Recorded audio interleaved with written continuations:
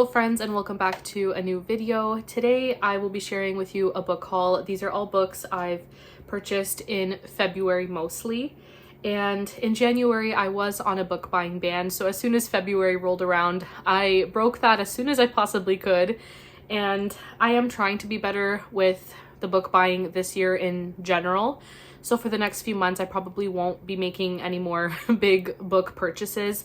But I did make a book haul order that had been just waiting to happen and have some amazing finds from Book Outlet that I'm really excited to share.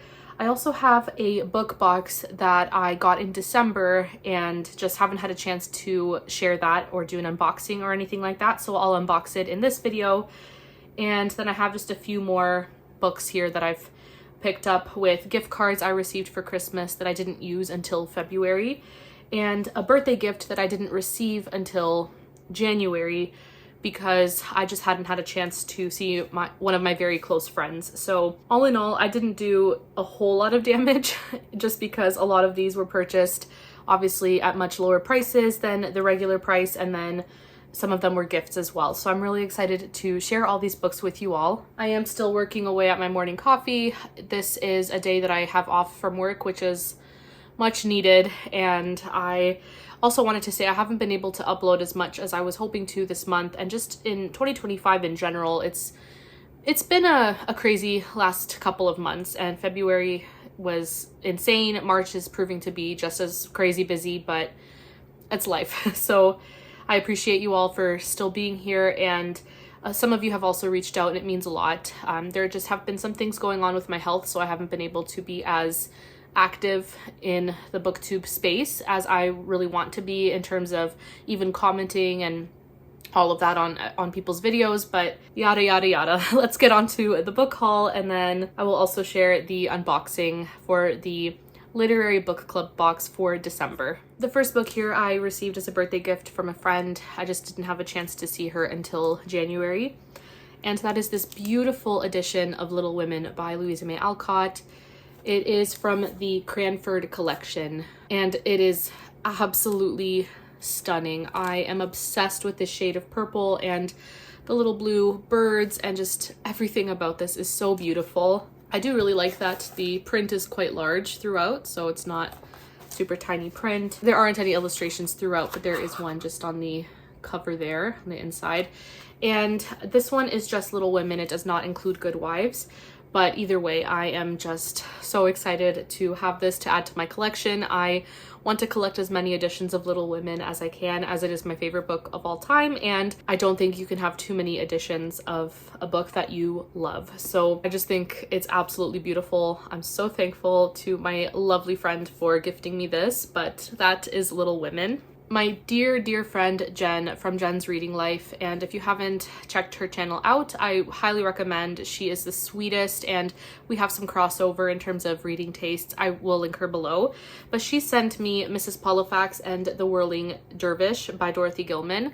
I don't know what number this is in the series. I think it's 7. So this is actually book 9 in the series, but I'm slowly making my way through the series. It is truly a favorite series already, just a few books in. I love Mrs. Polifax so much, and Jen had reached out asking if I had this book because she had, I believe, a second copy, and I did not have this book in the series, and she so kindly sent it to me. Jen, you are just the sweetest. Thank you again so much for this book. It made me so happy getting this in the mail, and as it says on the cover, Mrs. Polifax is an enchantress. She truly is. This series is so much fun, so thank you again, Jen. I'm very excited to have this. I did receive an Indigo gift card for Christmas, but didn't use it until February just because of my book buying ban in January. But I did get these 2 books with that gift card, and I'm so excited for both of them.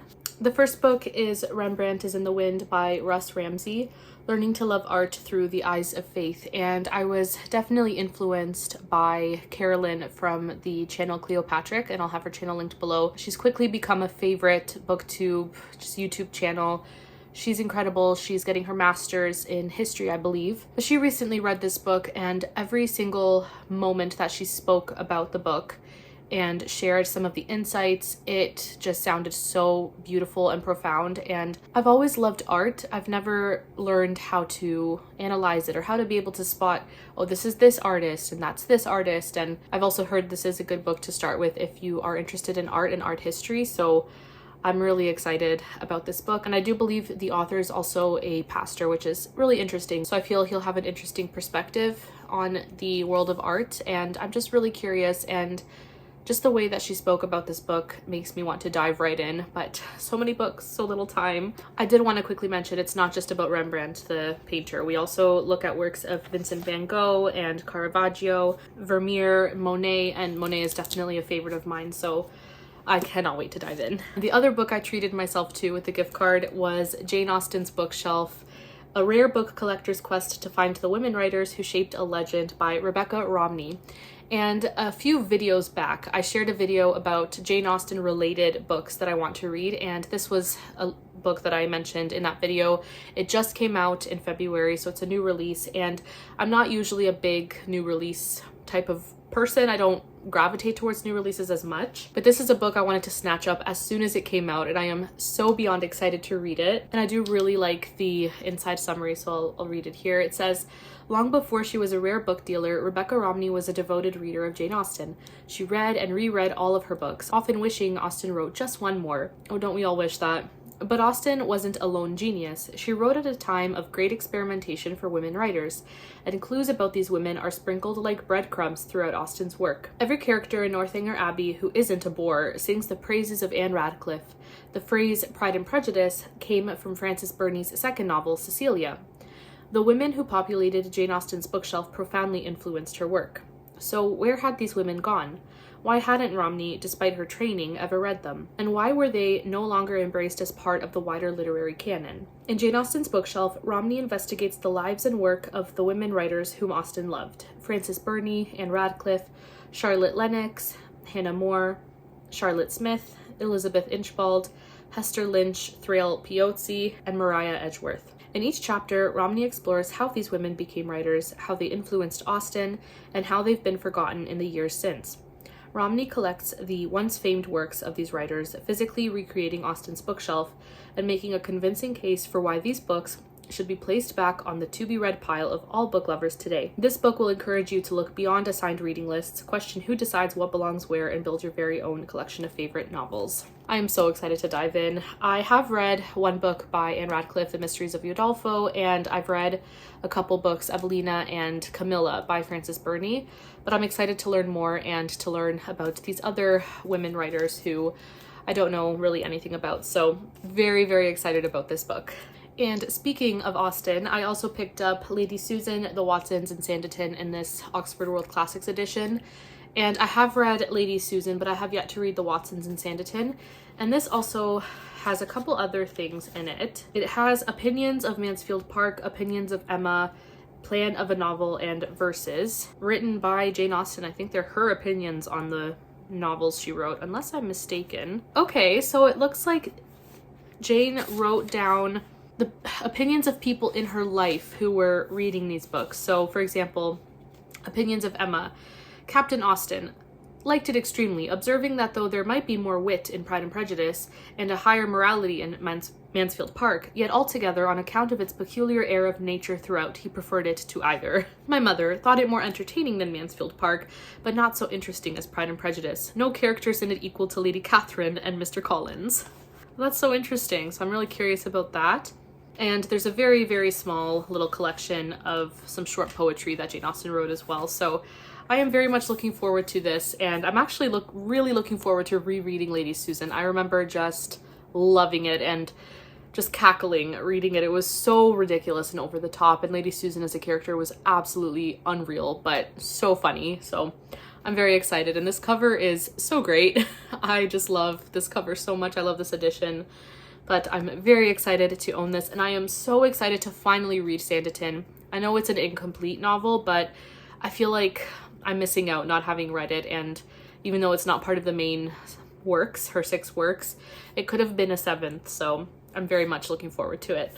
All right, so next up we have this large box of my book outlet order, and I'm just going to randomly pick out from the box. I have already looked through all the books because I couldn't help myself, but I also wanted to share them all with you before I put them on my shelves, so hence why they're still in the box.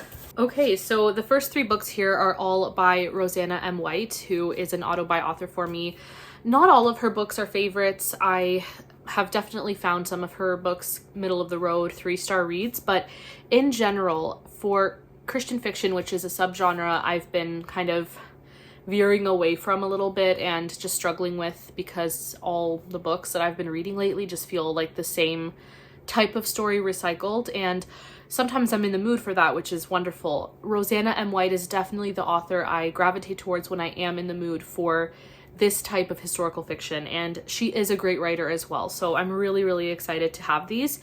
I did get 3 books thinking they were all part of the same trilogy, but the 3rd book is not. So the first 2 books here I have are A Beautiful Disguise. This is book 1 in the Imposters trilogy.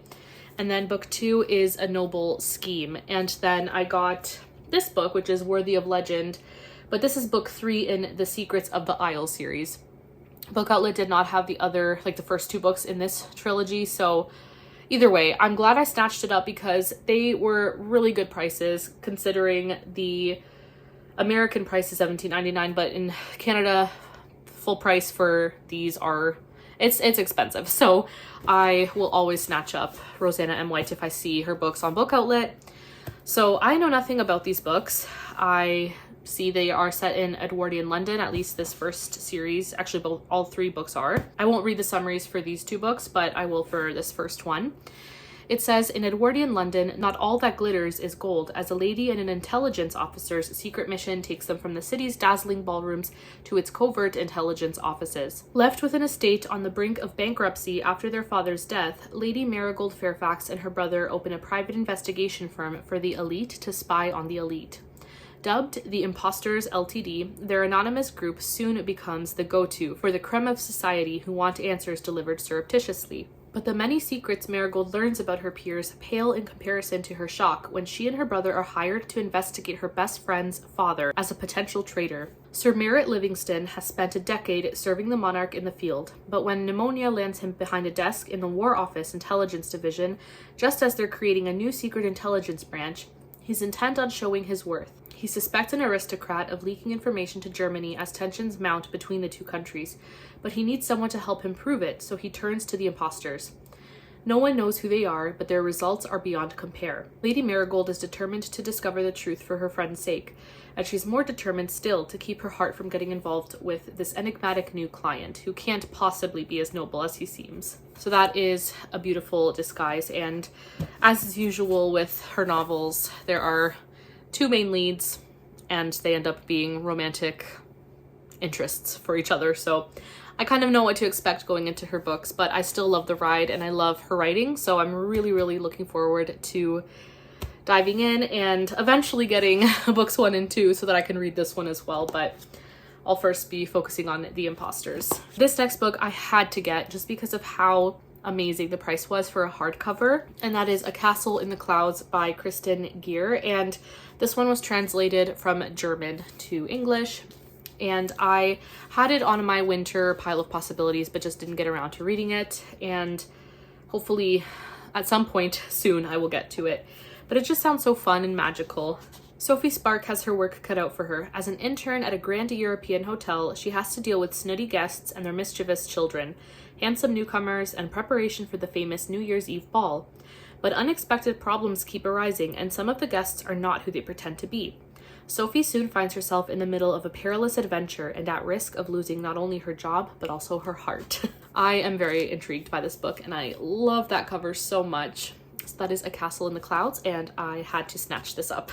Then we have Breaking Bread with the Dead, a reader's guide to a more tranquil mind by Alan Jacobs. And I'm not going to read the full summary, but it says it's basically offering a literary guide to engaging with the voices of the past to stay sane in the present. And these voices can expand our consciousness, our sympathies, and our wisdom far beyond what our present moment can offer. I'm very intrigued, and this is a lot shorter than I was expecting. When I first heard of this book, I don't know why I thought it would be one of those long, like, coffee table type books, but I am very intrigued by this. It is nonfiction, so we'll see what I think about this one. Next is a modern classic I am so intrigued by and really excited to get to, and that is Passing by Nella Larson. And this one was first published in 1929. It says it's a fascinating exploration of race and identity set amidst the blossoming Harlem Renaissance. Irene Redfield is a Black woman living an affluent, comfortable life with her husband and children in the thriving neighborhood of Harlem in the 1920s. When she reconnects with her childhood friend Claire Kendry, who is similarly light-skinned, Irene discovers that Claire has been passing for a white woman after severing ties to her past, even hiding the truth from her racist husband. Claire finds herself drawn to Irene's sense of ease and security with her Black identity and longs for the community and increasingly the woman she lost. Irene is both riveted and repulsed by Claire and her dangerous secret, as Claire begins to insert herself and her deception into every part of Irene's stable existence. I have heard nothing but praise for this book, and it's a short little book, but I have heard it packs a punch, and I'm so excited for it. This next book is huge, and it's a lot longer than I was expecting, and that is Sister Novelists, the trailblazing Porter sisters who paved the way for Austen and the Brontes by Devaney Lucer. And it is huge and extremely heavy, but I have heard amazing things about this book as well. This sounds fascinating, and I remember the first time I heard of this book, I knew I had to read it. And it says, before the Bronte sisters picked up their pens or Jane Austen's heroines, Elizabeth and Jane Bennet, became household names, the literary world was celebrating a different set of sisters, Jane and Anna Maria Porter. The Porters, exact contemporaries of Austen, were brilliant, self-made single women of polite reputation who between them published 26 books and achieved global fame. They socialized among the rich and famous, tried to hide their family's considerable debt, and fell dramatically in and out of love. Their moving letters to each other confess every detail. Because the celebrity sisters expected their renown to live on, they preserved their papers and the secrets they contained for any biographers to come. But history hasn't been kind to the Porters. Credit for the invention of the historical novel is typically given to their childhood friend, Sir Walter Scott, who never publicly acknowledged his debt to their ideas. With Scott's more prolific publication and even greater renown, the Porter sisters gradually fell from the pinnacle of celebrity to eventual obscurity. Now, Professor Devaney Lucer sets out to reintroduce the world to the authors who cleared the way for Austen, Mary Shelley, and the Brontes, capturing the Porter sisters' incredible rise from when Anna Maria published her first book at age 14 in 1793 through to Jane's fall from prominence in the Victorian era, and then to the auctioning off for a pittance the family's massive archive. Sister Novelists is a groundbreaking and enthralling biography of two pioneering geniuses in historical fiction. Definitely seems to be a very comprehensive one due to its size, but I am so excited to read this book. So intrigued. And speaking of that time and the Brontes and everything, this next book here, Glass Town, The Imaginary World of the Brontes by Isabel Greenberg. It's a graphic novel and it has some beautiful illustrations. I just love this style so much and all the colors and everything, the very warm colors. But this one, it says, all children dream up new realities, but when Charlotte, Branwell, Emily, and Anne Bronte set pen to paper to create the world of Glass Town, it becomes so real and vivid that they can step right into it. But how can reality be enough when fiction is so enticing? And what happens to an imaginary world when its creators grow up? Plots are spiraling, characters are getting wildly out of hand, and all four children are confronted with the growing fear that their imaginations might not be able to save them from reality forever. Welcome to Glass Town. Also love the inside end papers and the cover without the dust jacket. That's the back, and that's the front. This is absolutely beautiful. Oh, I'm so excited about this one as well. This next one is All Quiet on the Western Front, the greatest war novel of all time by Eric Maria Remarque. And this one I've heard is an absolute must-read. It's considered a classic, and it says it is the testament of Paul Baumer, who enlists with his classmates in the German army of World War I. These young men become enthusiastic soldiers, but their world of duty, culture, and progress breaks into pieces under the first bombardment in the trenches. Through years of vivid horror, Paul holds fast to a single vow: to fight against the hatred that meaninglessly pits young men of the same generation but different uniforms against one another. if only he can come out of the war alive. I'm very, very intrigued and very much looking forward to this, although I do think it'll be quite a harrowing read. I also picked up Miss Austen by Gil Hornby, and I believe there is a movie also coming out based on this book, and I'm definitely looking forward to watching it, but I do want to read the book first. And it says, England, 1840. 23 years after the death of her beloved sister, Jane, Cassandra Austen returns to the village of Kintbury and the home of her family friends, the Fowles. She knows that in a dusty corner of the sprawling vicarage, there is a trove of Jane's letters, which hold secrets she is desperate should not be revealed. As Cassandra recalls her youth and her relationship with her brilliant, complicated sister, she confronts buried truths about Jane's history and her own, and she faces a stark choice. Should she reveal the most private details of their lives to the world or commit her sister's legacy to the flames? I'm very intrigued to see how this author tells this story. I know that a lot of Jane's correspondence was destroyed, so we don't have a lot of that, but it will be interesting to read kind of a fictionalized account of what it could have been like for Cassandra to discover this trove of letters, and I'm very, very intrigued. Next up is The Hopkins Manuscript by R.C. Sheriff, and the other book I own by him I have just here, and that is The Fortnight in September. These two books are very different. This book is like nothing happens. A family goes on vacation, and that's all that happens, and we just follow them as they go on vacation, and I loved every minute of it. This book, on the other hand, is quite different. So this one is sci-fi, I believe. It is a stunning speculative novel about a small English village preparing for the end of the world. And this was published in 1939, so it's also a modern classic. It says, Edgar Hopkins is a retired math teacher with a strong sense of self-importance, whose greatest pride is winning poultry breeding contests. When not meticulously caring for his bantam, Edgar is an active member of the British Lunar Society. Thanks to that affiliation, Edgar becomes one of the first people to learn the moon is on a collision course with the Earth. Members of the society are sworn to secrecy, but eventually the moon looms so large in the sky that the truth can no longer be denied. During these final days, Edgar writes what he calls the Hopkins Manuscript, a testimony juxtaposing the ordinary and the extraordinary as the villagers dig trenches and play cricket before the end of days. First published in 1939 as the world was teetering on the brink of global war, R.C. Sheriff's classic science fiction novel is a timely and powerful missive from the past that captures human nature in all its complexity. I am so intrigued, and I love this cover. I'm really curious to see how this story is told, and especially because it's so different from The Fortnight in September, which was so cozy and just all about the simple, middle-class English life in the 30s, I believe, and I'm really interested to see how they compare, but I'm very, very excited to read this. This next book I bought because I remember Tammy from the Protagonist Pub talking about it, and she made it sound so interesting, and I just need to know. And it was on Book Outlet, so I decided to snatch it up, and that is Miss Graham's Cold War Cookbook by Celia Reese. It says, Germany, 1946. Edith Graham has always flown under the radar. 20-something and ordinary looking, she spent her war years quietly teaching at a girls' school.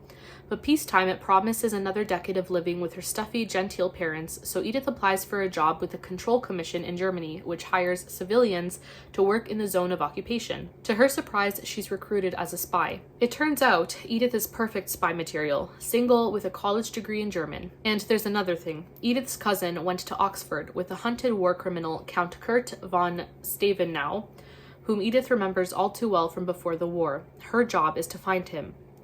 Edith heads to the continent armed with a convincing cover, an unassuming schoolteacher who collects recipes. Recipes she fills with coded intelligence and sends back to her handlers in London. But occupied Germany is awash with other spies, collaborators, and opportunists, and Edith is soon pulled into their world.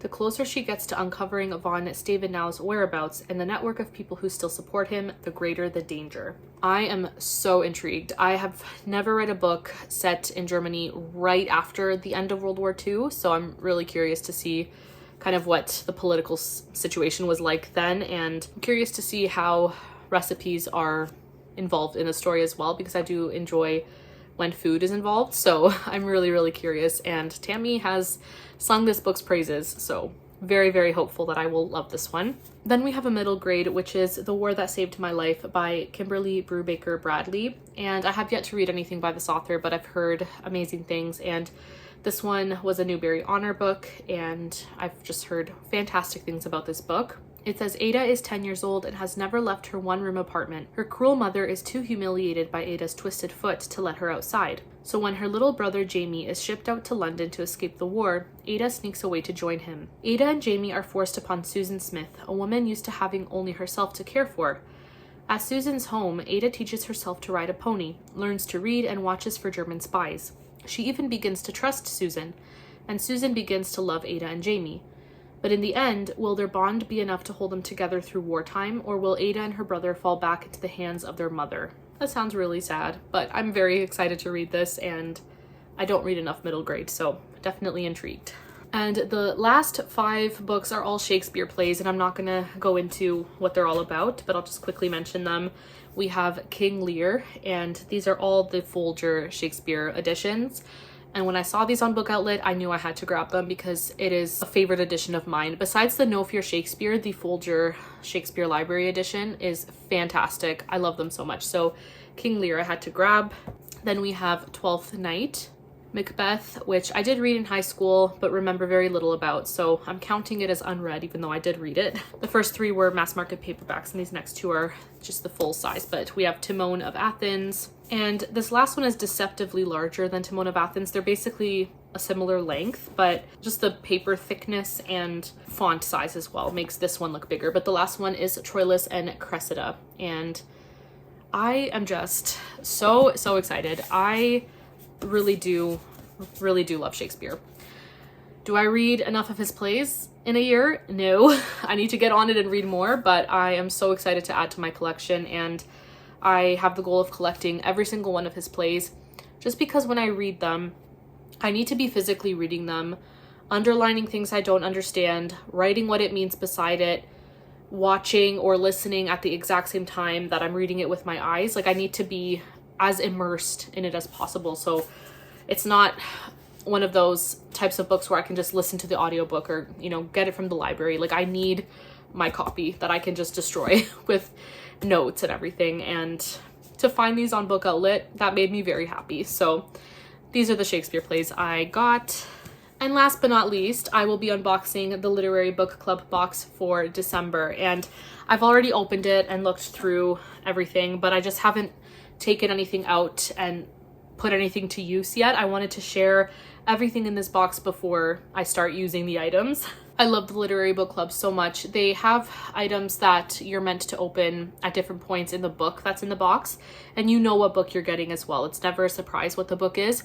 I also got the box for the Enchanted April back in June, I believe, and this is an edition that they designed, they created for the box, and same idea with the December one, so it'll be similar in style to this, and it's one of my favorite books of all time, so I just had to get it. I got rid of as much of the cardboard confetti as I could, so kind of opened the box, and there are a bunch of different packets. So I'll tell you what the book is first, but the book is at the very bottom, so I'll show it at the end. But the book is The Blue Castle, and so they give you a little card stating with the title of the book on it, and then just a little bit about the book on the other side. And they went with a rose theme, so there are some rose motifs throughout the box, which I love. Oh, and that card also came in this envelope, which they sealed with that beautiful wax seal. I just love the little details. So when you reach page 8, you are to open this item, and it's one of my favorite in the box. It's so much fun. They are measuring spoons. So the 1 tablespoon says a heap of love. Just right here, it says a heap of love. The teaspoon says a spoonful of affection. The half teaspoon is a dash of tenderness, and then the 1/4 teaspoon is a pinch of joy. So these will be put to use for sure in the kitchen. I am very, very happy with this item. And we have this, which is just while you read, you can open this. And this one, I already forget what it is. Oh, yes, this one is Almond Maple Brittle. It is 70% dark chocolate. Almond Maple Brittle. I am so excited to have this. This one was a little harder to just not touch, to just let it sit in the bag. We also have this that you can frame. It says, "She knew perfectly well that no spot or place or home in the world could ever possess the sorcery of her blue castle." And that's just a quote from the book. And I need to frame this to have up during the spring and summer. It is so beautiful. There's going to be a glare on it, but it is absolutely gorgeous. And I love all the roses. You also get a little packet with stickers, which I've already used a couple of the stickers. And here's just a little book plate. So I'll probably put this in the edition that I got with the box with my name on it. And then this large and beautiful bookmark, also with a quote. "If you can sit in silence with a person for half an hour and yet be entirely comfortable, you and that person can be friends." Agreed. "If you cannot, friends you'll never be, and you need not waste time in trying." And then there are some roses on the back of the bookmark. So I love this so much. Then on page 143, you are to open this item. And this one was a favorite. I mean, they're all favorites, but this one I got so excited when I saw it. And it is a stamp, a book stamp. So you stamp it in the front cover of your book, and then you write your name, "From the library of," and it's a castle. Absolutely gorgeous. There's just the design on the back, but this is just beautiful. I was so excited to see this. Forgot to mention this is not sponsored, but I will have the website for the Literary Book Club in the description box. And then on page 181, you are to open this box. And this is a box of essential oils, and they are at the orchard, so it's apple themed. So we have honey crisp, apple cider, and spiced cider, which is so awesome. So I'm really excited to use these essential oils. And then in this bag, which also has a quote, it says, "Rebellion flamed up in her soul as the dark hours passed by, not because she had no future, but because she had no past."